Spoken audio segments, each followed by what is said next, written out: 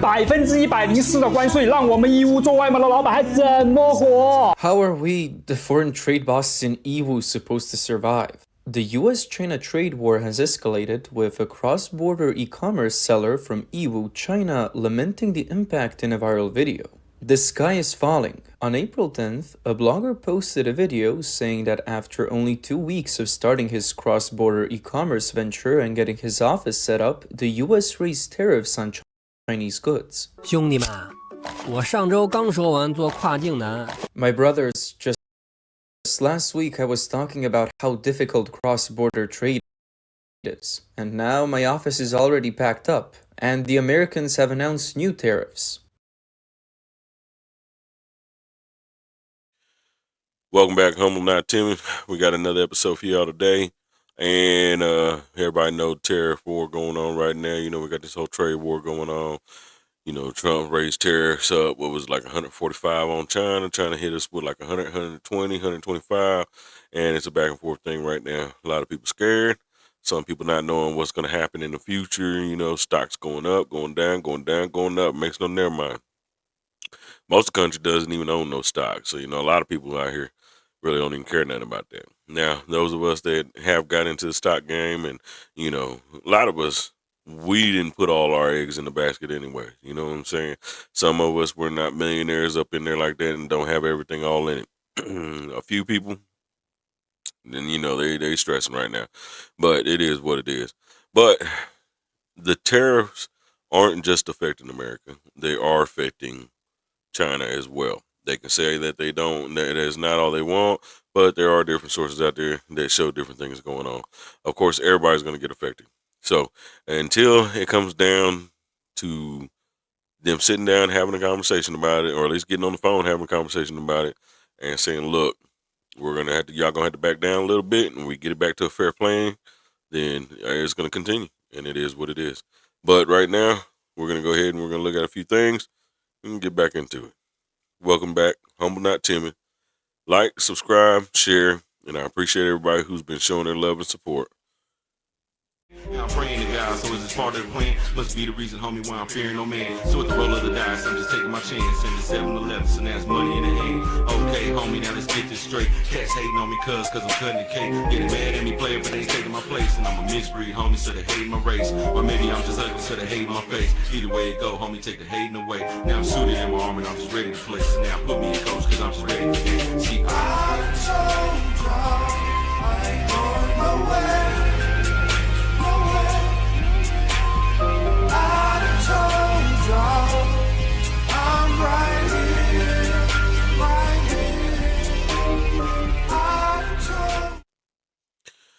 Now we're going to just start off a little something about it, a little quick video real quick. And on this one here, Kevin O'Leary, Mr. Wonderful from the Shark Tank, he actually, they had him come in front of the Senate, and it was the Aging Committee. They're holding a hearing on the CCP, financial aggression against American retirees.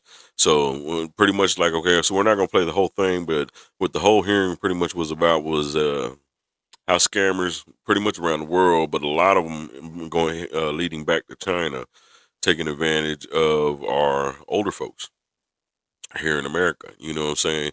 You know, the telephone scams, how they call people up, whatnot, you know what I'm saying? Hey, give me your information, you know, I help you win $1 million, whatever, you know, we can change your 50 into 100,000, whatever, you know, the different type of scams that are out there. Everybody gets these little robot calls, we all get them. But that's pretty much what the whole hearing was about. But they had O'Leary in there speaking because they had him speaking more to the fact of how China is in our markets and how they act and react inside our markets. And he gives a description about pretty much how they don't play by the same rules that we play by here in America, which, I mean, I get it. You know, it's a different country, different laws, different rules, and they are a true dictatorship. You know what I'm saying? Don't get it twisted, because they're a true dictatorship.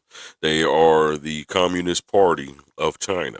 So they have their own ways. They, you know, their government runs everything pretty much. They don't really have a free society. I don't care what anybody says. Everybody knows it. But That's pretty much what they had him speak on when he came into this Senate hearing. So I'm gonna go ahead and play a little bit for you real quick, and we'll catch a quick glimpse of what it is he's speaking about inside this hearing. All right, I want to thank each of the witnesses for being here. Now we'll go through, start asking some questions. Let me start with Mr. O'Leary. So can you explain this idea that Chinese companies, American can buy into make an investment in a Chinese company, and we have no idea whether their financial statements are accurate because they don't have an obligation like American companies do to comply with general accepted accounting principles. And our SEC has not enforced rules which would require any American company to comply, but not for whatever reason Chinese companies don't have to. And what's the risk to an investor? No transparency. Regulations in the U.S. and the regulatory environment and the bodies that enforce it have created the most successful capital markets on earth. More than half, or almost 60% of the world's capital is invested because of the rules put in place for transparency and appellate courts and everything that makes these capital markets work in the United States. And yet somehow, and I'm calling foul as an issuer of securities that's forced by these regulations that I abide by for obvious reasons and want to. I want to be compliant. But I also have to bear the escalating costs each year, which are millions of dollars to be compliant. And yet I look right beside me on a listing and I see a Chinese company that is completely ignoring these regulations and suffers no outcome at all. There's no consequences. And I understood the law gave them 36 months for compliance, and then it was adjusted down to 24 months, and still they're listed, and still I have to compete with them to raise capital, and they don't even have to pay the compliance costs. I mean, what's wrong with this picture? How can this possibly be going on? And I'm so excited that finally this is getting national focus. This is absolutely outrageous and unfair. And we're letting them take this capital if they raise in these markets, that we can't do the same thing there. We can't litigate there. We can't protect our IP there. They use the courts, the American court system, to litigate my companies after they steal the IP and knock the product off. And I can't do anything about it except come here and say, wake up. So you see him sitting there talking about that, right? So he's sitting there. I mean, and think about that. They're a country that they get to enter their markets. They come in, and like he said, they don't have to pay no cost, the same cost he has to pay. They don't have to actually abide by the same rule, which technically they have to abide by the rules if you're going to be inside this market with us. I mean, that's the way it's set up. The whole world, pretty much, when you join the markets, they have certain ways to set these things up to where everybody kind of plays by the same rules so that we all understand. So like they can inflate their companies in a way to make it look like they're worth something when they might not be worth a nickel. You know what I'm saying? But then you guys start, and then this is the problem too, though, is a lot of 401ks could end up having some of your 401k invested in one of these companies. So if one of these companies turns around and they decide that they don't want to play by the rules and they want to zero out their company, they can zero out your company, and then they can turn your 401k into crap. You can lose money on it, and then they're not held to the same standard as an American company because there's certain things that they do that if we did them here, we would be breaking the law and we would be held accountable. So this is one of the things that you see him mad about. And he goes into detail too on a few of these things. But, the thing about it is how is it that you're going to be able to actually, I wonder how they're going to actually hold them accountable, because the thing is, all they got to do is just say, you know what, we're going to tank everything. We're not even going to play the game with y'all anymore. And then, like he said, the intellectual property. So if you create a product, right? So say you live here in America and you create you a product and you live down the street from me here in America, and I take your product and I recreate your product and you have the rights to it. And let's say I go and I knock it off and I start selling your product. You can actually take me to court and I can get in trouble for that. Now, this is just layman's terms because I know they got more technical terms for everything, but you can't do that to them. So they're over there in China. You get to selling your products on Amazon or say Alibaba or whatever, you know what I'm saying, one of their websites. And then they turn around, they say, oh, and then if you watch the whole thing, it actually states that they have like a mark. And they wait for you to hit about 5 million in sales. You've been proven that your product is wanted.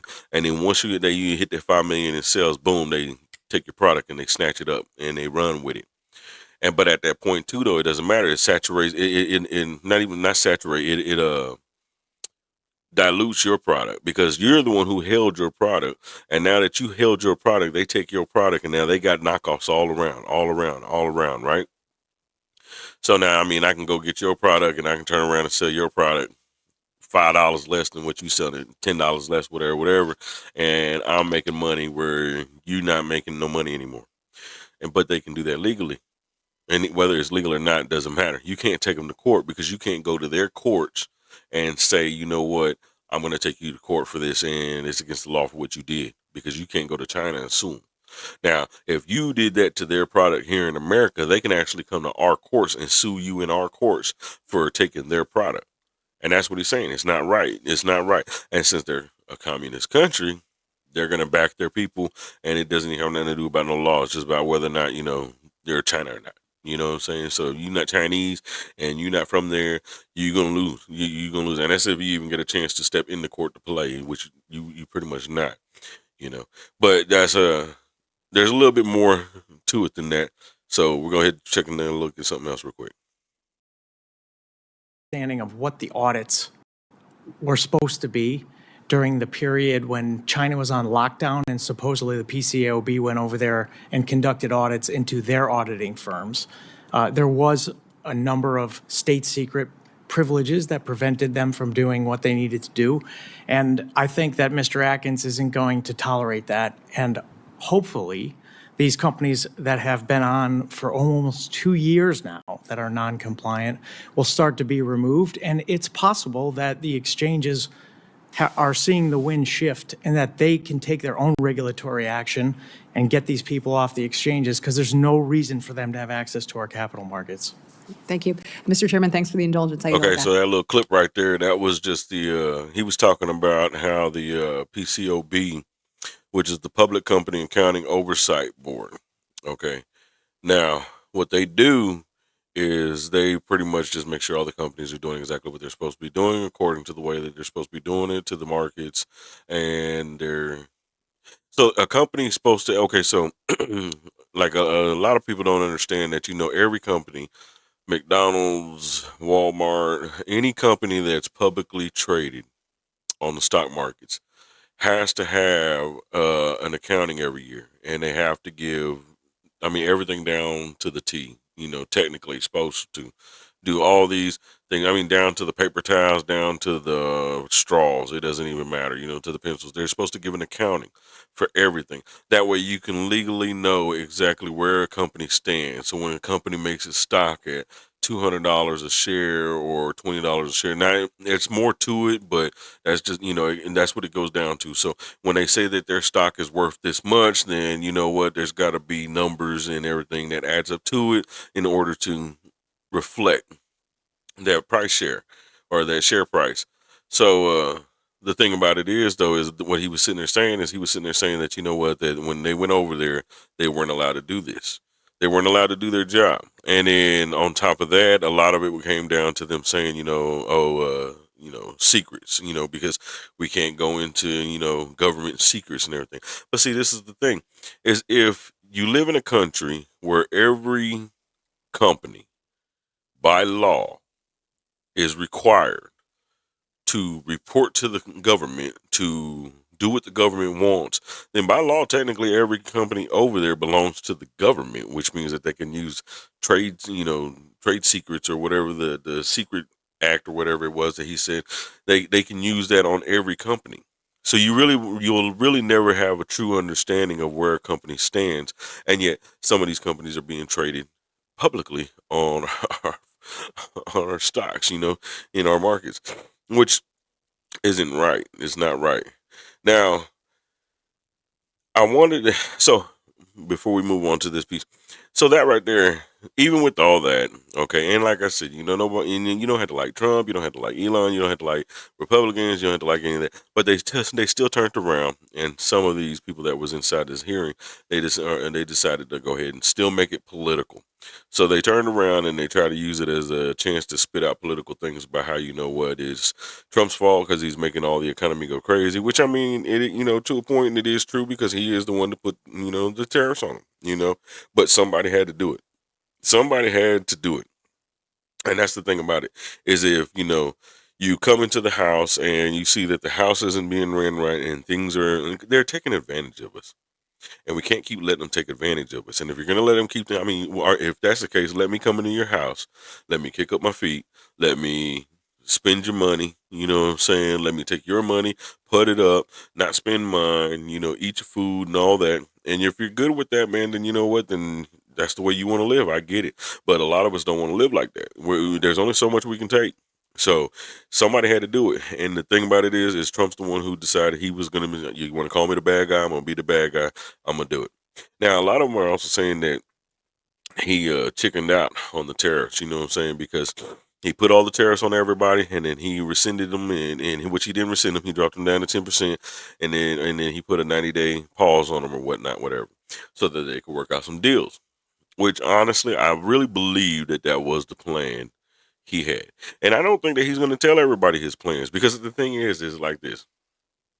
Every businessman out there knows, and every person who does anything legit, that makes things work, they're not going to tell you everything they're going to do right away. They're going to give you a glimpse of what it is.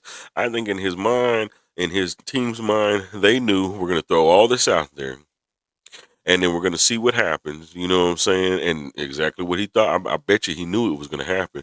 He threw it out there, and China was the only one that said, you know what? You want to play? We're going to play. And they raised it. Because China thinks that they can be the big boys.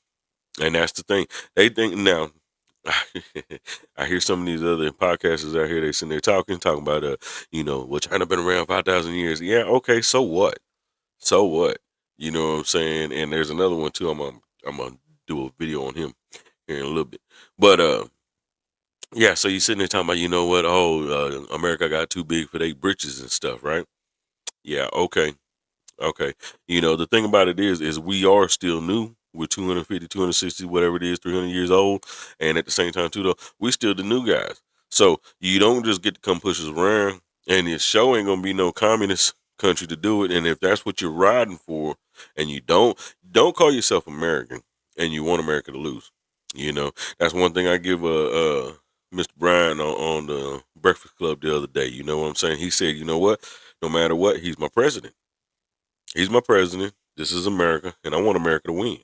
So if he's gonna do it like this, and we're gonna do it like this, and they want to call him trying to be a bully, he ain't being a bully. It ain't being a bully. It's not being bullied no more. See, that's the thing is when you stand up to a bully, then all of a sudden you the bad guy because you know what you find out? The bully not as tough as they think they is. They want to bully everybody, but then when you stand up and you punch them in their mouth, all of a sudden you the bad guy because now the bully want to cry. It's okay though. But they still found a way to try to make it a political thing. You know what I'm saying? When the whole hearing was supposed to be about, the old people and how China's trying to take advantage of us, but, Trump's the bad guy. But here, check this piece out real quick. Mr. Chairman, thank you to the witnesses for being here. And I want to apologize if I've been kind of squirming in my seat. I'm just like our neighbors and small businesses across America are suffering whiplash right now because of the economic chaos that has been inflicted upon us by the White House and the President over the past few weeks regarding import taxes and just the sheer chaos of not knowing what is coming next. And to the subject of this hearing, that kind of chaos empowers the Chinese Communist Party. That emboldens them to continue their malign economic abuse of our seniors in this country, but our businesses, our allies, our friends. The Chinese Communist Party, they know that these fraudsters and sophisticated scammers target older Americans to steal their hard-earned cash. is especially poignant in a state like Florida, where 20% of the population over 65. In the latest report to Congress regarding the protection of older adults, the Federal Trade Commission stated that older adults reported losing more than $1.9 billion to fraud in 2023. That's just the cost of the reported cases. The vast majority of frauds are not even reported. I heard you, Mr. Fenta, talk about your mother, your parents. I hear these same stories from my mother and her friends. They just feel like they're over the barrel, that they are being preyed upon. They're not exactly sure what's coming at them next. They want help. The problem is that the White House now not just causing this economic turmoil and uncertainty, they're also going after the cops on the beat, particularly the Department of Justice and the Federal Trade Commission. The Federal Trade Commission is one of our premier consumer protection agencies. It has a critical role in fighting fraud, and it gets more complex all the time. So to divert resources from a Federal Trade Commission that has grown expertise over time to tackle these kind of abuses, it just doesn't make any sense. So here's a glaring, flashing warning light right now, not just the economic turmoil caused by the president, but what he is doing and the fact that Republicans in Congress are not standing up to keep the cops on the beat at the Federal Trade Commission. We're talking about their investigators, their enforcers, and the president even went so far as to attempt to fire commissioners from just the Democratic commissioners of the FTC. Now, here's the problem. Congress, in a bipartisan way, a few years ago, established the FTC as an independent, bipartisan enforcement agency. They have a long history of defending consumers. So when you take the cops off the beat and then you say, well, the FTC, we don't even want you to operate, then you're just hamstringing our own selves, our ability to counter the CCP and all of their malign efforts. So, Mr. Fenta, you, in your testimony, you said, and your exchange with Senator Gillibrand, you said, we need to double down. We need to recommit through the Department of Justice. And wouldn't that include the Federal Trade Commission, too, where we have experts that are ready to go on task and work to counter the Chinese Communist Party and their fraudsters? I appreciate the question, and I think the Federal Trade Commission would be an essential partner in this whole of society approach, this task force. I will say that historically, with each agency, regardless of cutbacks and changes in different administrations, working independently, we continue to lose. The problem keeps getting worse year after year after year. I think probably the bigger issue is establishing a working relationship that includes the FTC, the other law enforcement agencies in the United States, and the private sector to share the appropriate amount of data to have effect, which hasn't really been the case at an effective or impactful level in the past. I agree with you, and So you see her talking, and I mean, I just crack up on the whole, Trump's bad guy, whatever. But, I do agree, the FTC, I'm saying, from what I know about them, and I'm not no master on them or nothing like that, but from what I do know about them, they are a pretty good organization to have. You know what I'm saying? Now, it all depends, too, on whether or not they're being politicized one way or the other, you know what I'm saying? Because Republicans is as bad as Democrats sometimes. Now, they're as bad, but they got their bad seeds. But, as long as they're not being politicized, they do what they're supposed to do, because they're supposed to be a check and balance organization is what they are. You know what I'm saying? And then just in the FTC, was it 2024, I have it here. It was like 14 billion, I believe it was. Oh no, I'm sorry, 12.5 billion just in scams, and that was just in 2024 alone. So I mean, we're still getting scammed. You know what I'm saying? So the guy at the end that was sitting there talking to him, and I forgot his name, so forgive me for that.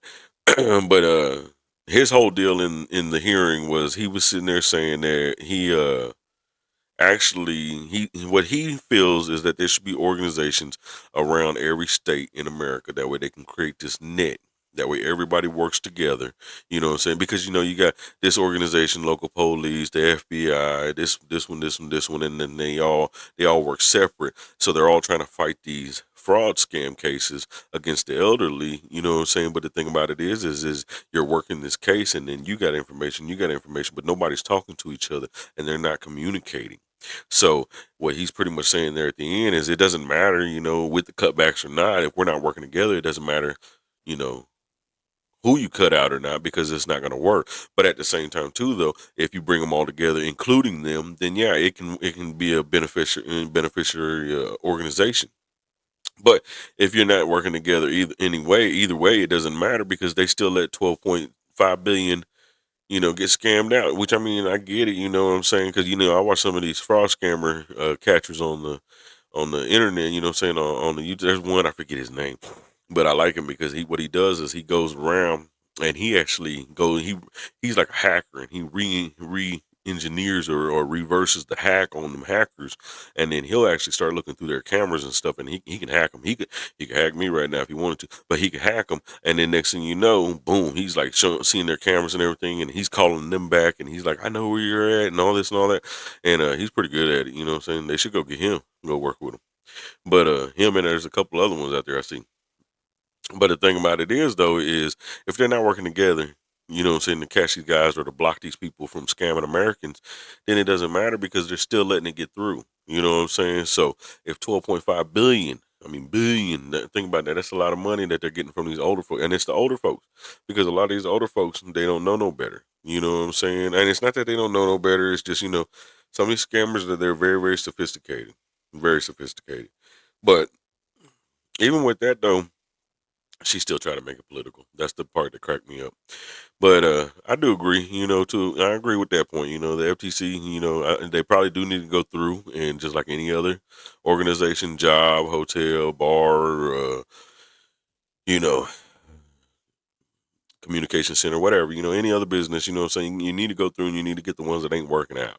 You know what I'm saying? If they're not working, they're not working. You ain't got to be the most perfect employee, but you need to be working. You need to be doing something. Everybody got mad when Elon sent that email out. 75 things. If you're truly working, 5 things should have been the simplest thing you could have ever did in your life. It should have been a 1, 2, 3. Boom. Here, take this. Get out my face. I got work to do. You know what I'm saying? Like, seriously. I've done worse crap than that on my jobs, just to make sure I keep my job. So, I didn't hear none of that. If that was too much work for you, you don't need my tax dollars to be paying your paycheck, straight up. But even at that, though, so the thing to me is, okay, so the tariffs are going on. People are saying that they're feeling the effects here, which we haven't felt them all the way yet, but businesses do feel the effects of the tariffs, because, I mean, it's natural. It's going to happen, even with the effects that they put on. Now, we import way more from China than what they import from us. So the fact that they put tariffs on us doesn't really mean as much, because the reality of the situation is y'all need this. Y'all need our business, because you actually sell us more than we sell you. So we're not really losing out as much as y'all are. But the question comes down to, is it affecting China? You know what I mean? And like, according to, so I watched this other podcast, or this other channel, and it's the China Observer, and I'll show you a quick clip of what they're showing is going on over there. The industry's end.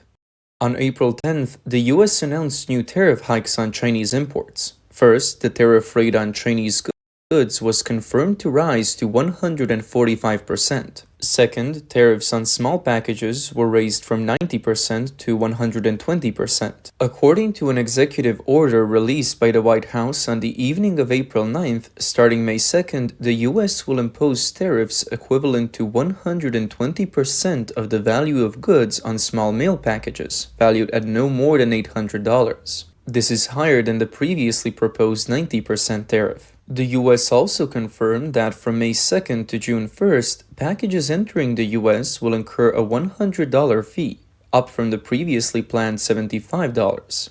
After June 1st, each package will incur a $200 fee instead of the previously announced $150. Small mail packages refer to foreign imports under $800 that are usually exempt from tariffs under the de minimis rule. Chinese e-commerce giants like Shein and Temu, owned by PDD Holdings, previously benefited from this rule, sending large volumes of products directly from Asian factories to US consumers, saving on shipping costs and reducing inventory.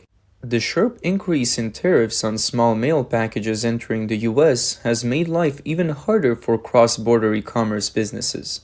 On April 10th, a vlogger released a video analyzing the impact of the soaring tariffs on US cross-border merchants, expressing concerns about future trends of internal market competition. 好了，这次关税是真超100%了。Alright, this time the tariffs are really over 100%. For those doing business in the US market, it's going to be tough. Take Amazon, for example. It's basically impossible to continue. And the same goes for TikTok. Of course, some merchants are either shifting to Southeast Asian markets or platforms like Taobao in China. Some say, fine, I won't focus on the US market, I'll use other channels. That means you don't know foreign trade. The purchasing power in the US is on a completely different level compared to Southeast Asia. It's a whole different scale. The vlogger noted that when cross-border e-commerce shifts to domestic markets, it becomes a price war. In foreign markets, businesses can sell at higher prices, but domestically, they must compete on prices. As many sellers turn their focus back to domestic markets, the increased costs for products entering the US will likely lead to more competition.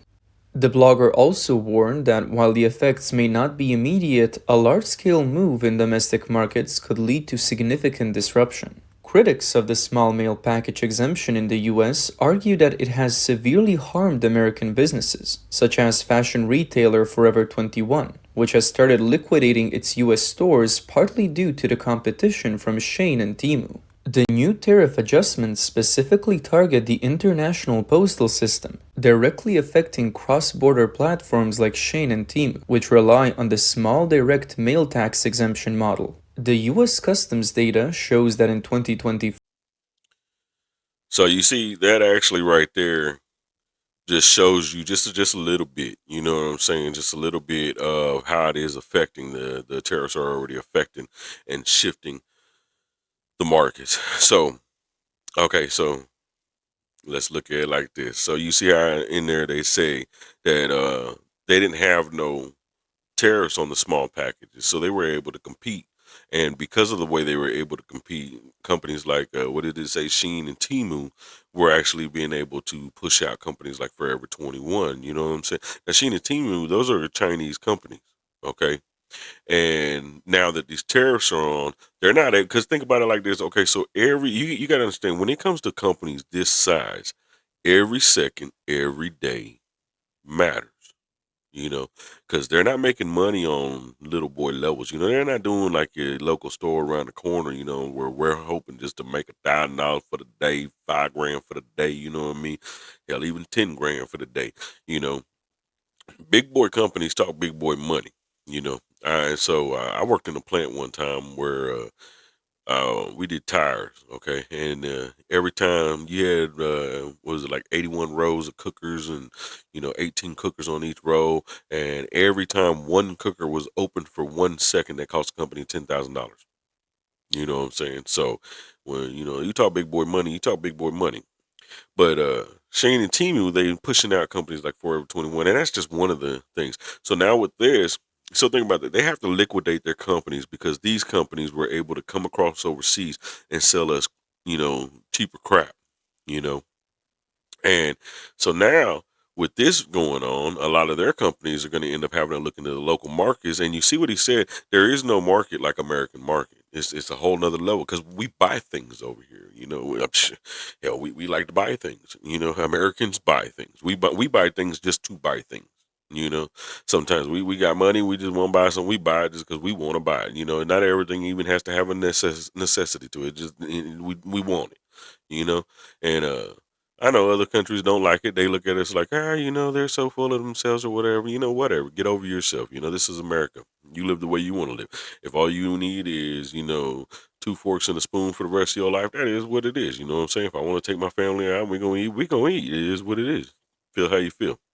But the thing about it is they still can't compete in our markets. So now they have to go back to local markets, to their own domestic markets. And if they go back to their own domestic markets, now their companies have to compete against each other. You know what I'm saying? Because they can't just, charge us, charge the little prices or whatever that they want to charge. But it does give Americans a chance. So see, this is the thing: is anybody who has an idea to start a business, or you want to start anything right now. I don't even care if you want to be a farmer. You want to be a farmer, you want to start a food truck, a food business, you want to shine shoes, whatever you want to do. You know what I'm saying? I mean, start it now, because we have to get to the point where we're actually more self-sustainable than relying on other countries.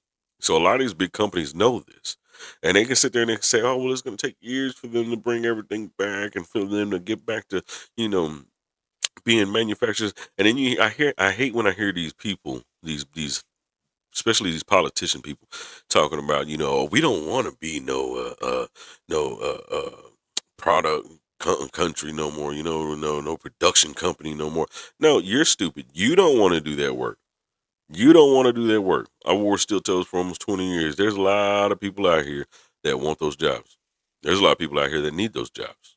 You know what I'm saying? They need those jobs, because all you left them with when you sent all that crap over there was working at McDonald's for, $11 an hour, you know what I'm saying, which don't even suffice no more. They can go do that, build a car or build the clothes or whatever job. And you see those funny memes that they got where they try to get show all Americans fat and lazy, like we can't work and stuff, right? Y'all are stupid.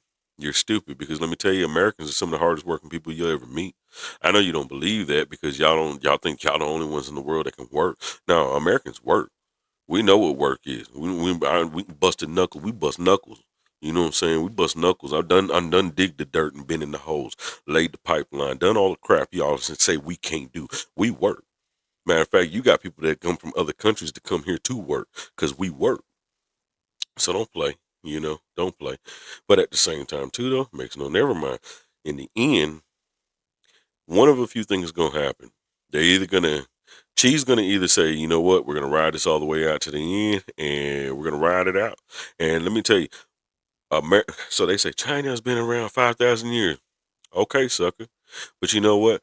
America was built and did not need China to do it. We did not need China. Now, you might have had Chinamen come over here. There might have been slavery, all this other crap that they talk about, the past of America. Yeah, it was. We get it. All right. Every country was built on blood. China was not built by friendly hands and all that other crap. I mean, you still have a dictator. So miss me with that. But let me tell you something. America was built, and America is still going to stand. And it doesn't matter how you feel about it. And in the end, if you want the war, it doesn't matter, because we can do that too. And shit, we can take the old guys along with the young guys. So I promise our old guys still got it in us. So don't play. But at the same time, too, though, you cannot stop what's about to happen, because what's about to happen is Trump is going to push this. And we're going to have to ride it out. I say like this: we don't know exactly how it's going to play out, but let's ride it out. He's our president, and this is America. And if you call yourself an American, then you should not fight against it. It doesn't matter. The door's already been kicked open. So y'all can sit there and try. And then you hear that and Cat sitting there talking about, I forget his name too, and I'm going to do one about him. Talking about, I speak to power, and then I speak about power. Okay, well, let's speak about power. You don't speak for all of us. Okay, you don't speak for all of us. So you want to speak to power, I'm speaking to you. You want to speak about power, I'm speaking about you. You are the problem. Okay, so quit sitting there trying to sit there and act like you speak for all of America, because you don't. Okay, you speak for the piece of America that lost the election, and then you don't even speak for all of them. So no, you are the problem. Okay, but even at that though, this is America. We are going to stand in the end, and they're not going to be able to stop us. I'm going to play you one more, and that'll be the last one for the night. Chain, facing pressure from U.S. tariffs, plans to shift some of its production out of China, though this move was blocked by authorities. A financial officer at a cross-border e-commerce company expressed concerns about the struggles faced by foreign trade professionals. The U.S China trade war is heating up, and as a financial person at the cross-border e-commerce company, I feel like the sky is falling.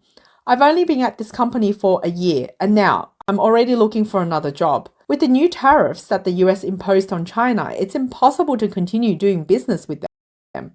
Over 70% of our sales come from the US, while other countries only account for 30%. Now, with these tariffs, costs are skyrocketing, and doing foreign trade is getting harder and harder. It's not easy to find other work either. As an older, unmarried woman with no children, it's even harder to find a job. So you see the difference right there, right? Because y'all say Trump's a dictator, but Shein is a China company that wanted to move his production out of China, and the authorities told him you can't do it. That's true dictatorship, y'all. That's true dictatorship.